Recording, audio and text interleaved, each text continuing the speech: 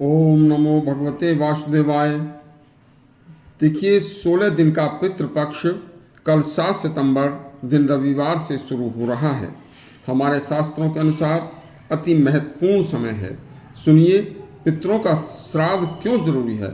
शास्त्रों के प्रसंग के अनुसार यह कार्य करना अति आवश्यक है। इस वर्ष 7 सितंबर दिन रविवार से पितृपक्ष 16 दिन का श्राद्ध शुरू हो रहे हैं। हमारे सभी धर्मशास्त्रों में यह लिखा है। यह तिथि भाद्रपद शुक्ल पक्ष पूर्णिमा से शुरू होकर 21 सितंबर सर्वपित्र अमावस्या तक रहेगी।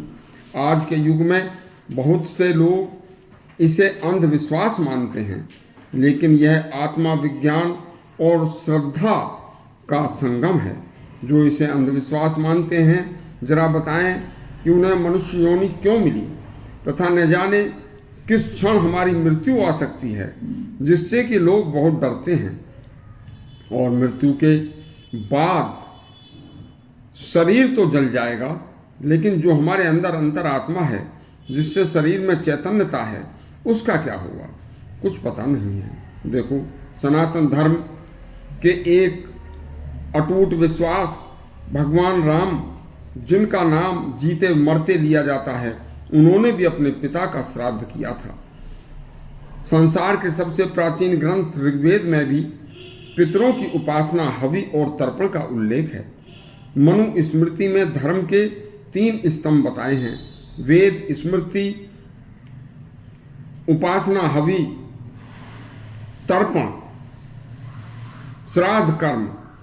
महाभारत के अनुशासन पर्व में आया है कि पितरों को यज्ञ, दान और तपस्या से भी इतनी संतुष्टि नहीं मिलती जितनी कि पुत्र द्वारा श्रद्धा पूर्वक किए गए श्राद्ध से मिलती है। एक और ग्रंथ कात्यायनी स्मृति में आया है कि जो पुत्र पौत्र आदि अपने पितरों का श्राद्ध नहीं करते, वे मरने के बाद नरक भोगते हैं और जीवित अवस्था में भी वे अनेक प्रकार के कष्ट भोगते रहते हैं। याज्ञवल्क्य स्मृति में आया है कि जो व्यक्ति श्रद्धा से श्राद्ध करता है, उसे पितरों के आशीर्वाद से सुखी जीवन मिलता है। वायु पुराण में स्वयं ब्रह्मा जी ने कहा है, जिस कुल में पितरों का श्राद्ध नहीं होता, वह कुल धीरे धीरे नष्ट हो जाते हैं और आगे वंश नहीं चलता। नारद स्मृति में कहा है कि जहाँ पितरों का श्राद्ध श्रद्धा से होता है, उस कुल की वंश परंपरा खूब फलती फूलती है। वैसे श्राद्ध पुत्र करता है। यदि पुत्र न हो तो पत्नी, भाई, भतीजा, पौत्र आदि कोई सगा संबंधी भी श्राद्ध कर सकता है। श्राद्ध में किसी गरीब ब्राह्मण को भोजन कराएं तथा सामर्थ्य के अनुसार दान देकर आशीर्वाद लें। इसके अलावा 16 दिन तक जो मनुष्य श्रद्धा से अपने पितरों का श्राद्ध करते हैं, उनके पितर प्रसन्न होकर उन्हें आशीर्वाद देते हैं। उस परिवार में हमेशा लक्ष्मी का वास तथा पुण्य के कारण हमेशा वंश वृद्धि होती है।